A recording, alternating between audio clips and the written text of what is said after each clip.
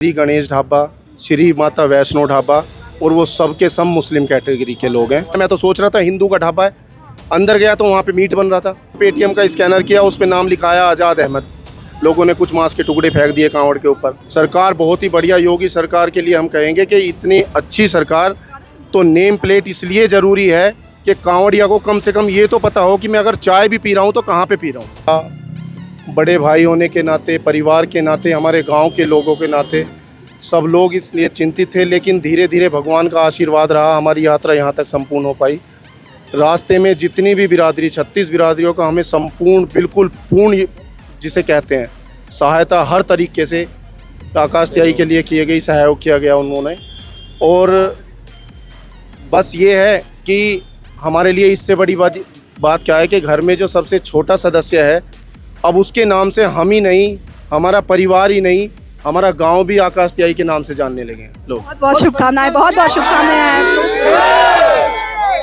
हाँ, अच्छा सर, एक सवाल और है। नेम प्लेट को लेकर बहुत ज़्यादा चर्चा हो रही है, शायद आपने सुना होगा नेम प्लेट को लेकर कि कांवड़ यात्रा जहाँ से चल रही है वहाँ पर सभी लोग जो भी हैं, दुकानदार हैं, वो नाम लगाया, आपने अपना नाम लगा। योगी सरकार ने यह फैसला दिया था, लेकिन सुप्रीम कोर्ट ने कहा है कि इस पर एक बार और निर्णय लिया जाएगा। परसों सुनवाई है, क्या कहें? नेम प्लेट के बारे में हम ये कहना चाहेंगे, पिछले साल हम जैसे ही हमने जल उठाया, 3-4 दिन बाद एक राइट हैंड पे हमारे ये ढाबे आते हैं, उन लोगों ने लिखा हुआ है श्री गणेश ढाबा, श्री माता वैष्णो ढाबा, और वो सब के सब मुस्लिम कैटेगरी के लोग हैं, ठीक है जी। और वो हमारे हिंदुओं के देवी देवताओं के नाम रखते हैं, जिससे कि कांवड़ियाँ उनके यहाँ आएँ, और उन्होंने नानाब शनाब क्या पता नहीं क्या क्या खिलाते हैं। पिछली बार हमने उनसे रात को रिक्वेस्ट किया, आकाश त्यागी पे चला नहीं जा रहा था, मैंने कहा सर हम यहाँ पे लेट सकते हैं, उन्होंने साफ मना कर दिया। उन्होंने कहा हम आपके गद्दे भी नहीं यहीं लगने देंगे।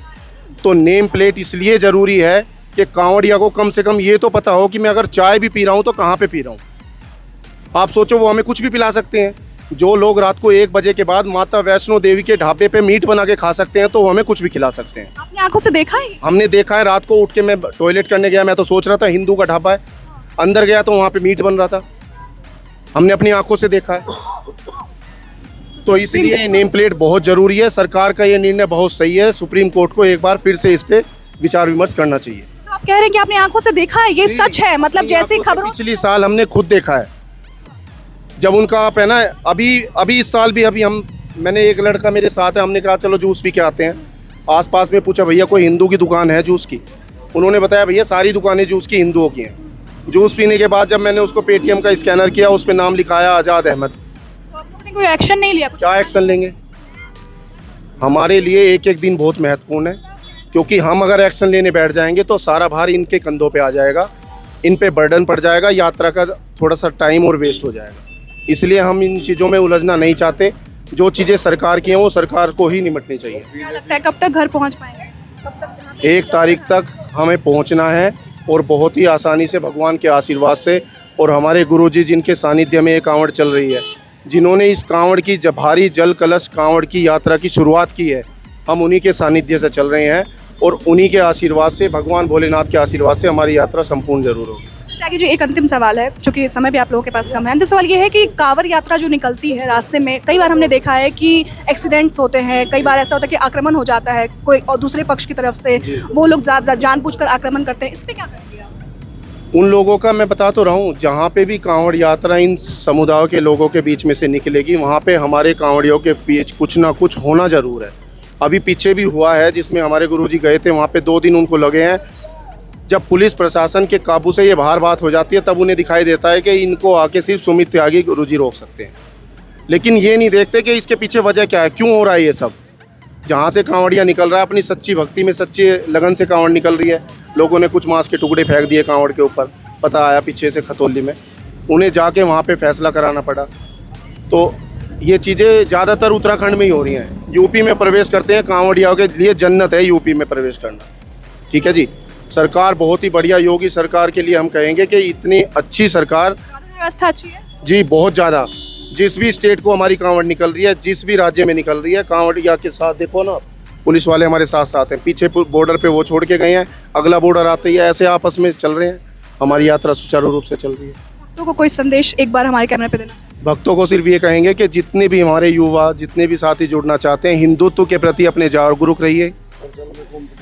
और जल में ये जितना भी है कि ये कंपटीशन ना करे, भगवान के भक्ति भाव से जल उठाइए, क्योंकि इस जल को उठाने के लिए कम से कम 6 महीने की तो कम से कम प्रैक्टिस चाहिए।